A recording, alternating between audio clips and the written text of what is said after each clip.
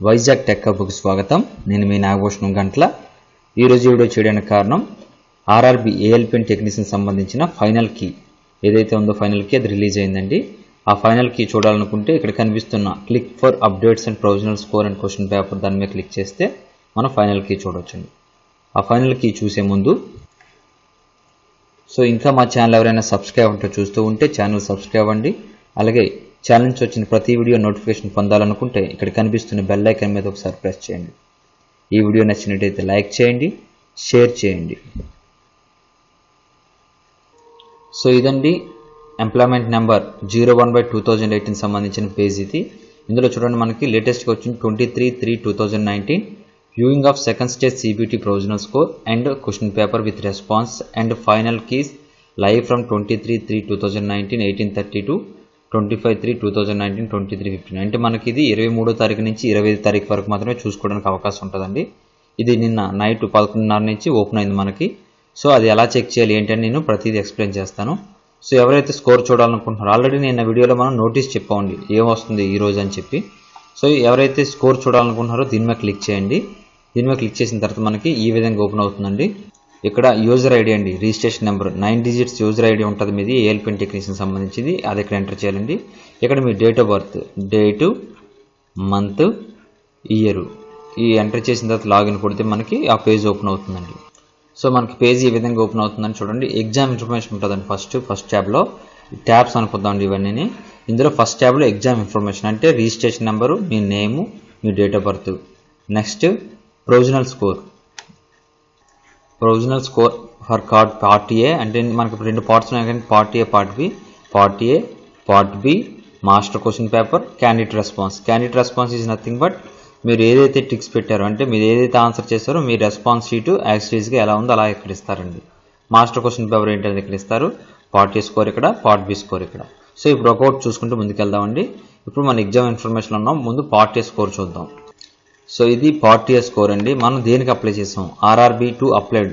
ఏ ఆర్ఆర్బికి అప్లై చేసాను ఇక్కడ క్లియర్ చేస్తాడు. మన registration number, roll number, name of the candidate, total attempted 100కి అటెంప్ట్ చేసింది ఎన్ని 83, టోటల్ కరెక్ట్ ఎన్ని 63, మనకు రాంగ్ వచ్చిన ఎన్ని 20, నెంబర్ ఆఫ్ క్వశ్చన్స్ ఇగ్నోర్డ్ మనం ఇగ్నోర్ చేసిన క్వశ్చన్లు ఎన్ని 0, మొత్తం టోటల్ వ్యాలిడ్ క్వశ్చన్స్ వచ్చి 100 అండి. ఓకే, 100లో రా marks out of total valid క్వశ్చన్లు వచ్చి 56.3333 వచ్చాయండి. ప్రోరేటెడ్ మార్క్స్ ఆఫ్ 100 వచ్చి 56.33. నార్మలైజేషన్ చేసిన తర్వాత మన స్కోర్ ఎంత వచ్చింది 60.4468 అండి. ఆఫ్టర్ నార్మలైజేషన్ ఇది చాలా ఇంపార్టెంట్ అండి. మనకు నార్మలైజేషన్ చేసిన తర్వాత స్కోర్ ఎంత వచ్చింది అనేది ఇంపార్టెంట్. ఎగ్జామ్ ట్రేడ్ వచ్చి ఫిట్టర్, పోస్ట్ పర్ఫార్మెన్స్ వచ్చి ఎస్సీఆర్కి, ఈస్ట్ కోస్ట్కి రెండింటికి ఇచ్చాడు ఈయన. మనకి ఇప్పుడు నార్మలైజేషన్ స్కోర్ ఎంత అంటే 100కి 60.4468 వచ్చిందండి. నెక్స్ట్ ఇది పార్ట్ బి అండి. పార్ట్ బి వచ్చేటప్పటికి applied to RRB board, registration number, roll number, name of the candidate, total attempted అంటే 75 క్వశ్చన్స్కి 45 అటెంప్ట్ చేశాడండి. అందులో 35 కరెక్ట్ అండి, రాంగ్ వచ్చినాయి 10, total number of questions ignored వచ్చి 0. అప్పుడు టోటల్ వ్యాలిడ్ క్వశ్చన్స్కి ఎంతకండి 75కి. అప్పుడు రా marks out of total valid questions వచ్చి రా మార్క్స్ 31.6667 అండి. ప్రోరేటెడ్ మార్క్స్ ఆఫ్ అవుట్ ఆఫ్ 100 వచ్చి 31.667. అయితే ఇక్కడ నార్మలైజేషన్ స్కోర్ ఎంత అయిందండి? ఇక్కడ 31.667కి మామూలు స్కోర్ రా మార్క్స్, దాన్ని నార్మలైజేషన్ చేస్తే అవుట్ ఆఫ్ 36.69581 అంటే దీనికి మనకి ఎంత రావాలి? మినిమం 35% రావాలి అవుట్ ఆఫ్ 75కి అయితే, అంటే 26.25 రావాలండి. కానీ దీనికి 36.69581 అంటే పార్ట్ బి వ్యాలిడేట్ అంటే పార్ట్ బి నార్మలైజేషన్ చేశాడు.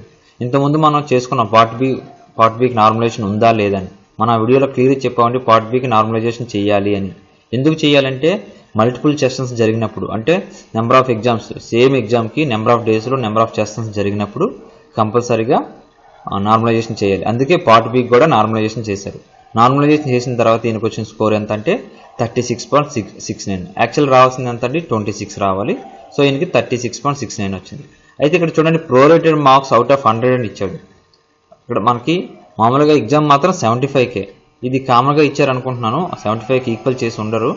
కానీ మనం ఇక్కడ చూడాల్సింది మన స్కోరు 26.25 దాటాలి కంపల్సరీగా. పార్ట్ బి అనేది క్వాలిఫైయింగ్ నేచర్ అంటే అర్థం ఏంటంటే మీరు పార్ట్ బి ఎంత స్కోర్ వచ్చినా మీరు మెరిట్కి చూడరు. ఓన్లీ మెరిట్కి చూసేది ఏంటంటే పార్ట్ ఏ మాత్రమే చూస్తారు. ఇది గుర్తుంచుకోండి.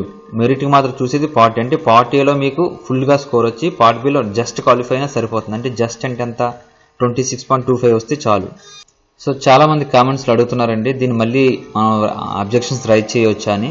ఇక అబ్జెక్షన్స్ రైజ్ చేయడానికి అవకాశం ఇవ్వకపోవచ్చు అండి. ఆల్రెడీ లాస్ట్ టైం ఇచ్చిన తర్వాత ఇచ్చిన ఫైనల్ కీ ఇది. అబ్జెక్షన్స్ ఆప్షన్స్ మాత్రం ఇంక ఇవ్వకపోవచ్చు, ఇదే ఫైనల్ కీ. అయితే ఎవరైతే సెలెక్ట్ అయ్యారు అంటే మనకి 1:8 తీస్తాడని తెలుసు మనకి. CBT A3కి అంటే కంప్యూటర్ బేస్డ్ యాప్టిట్యూడ్ టెస్ట్కి 1:3 తీస్తాడు.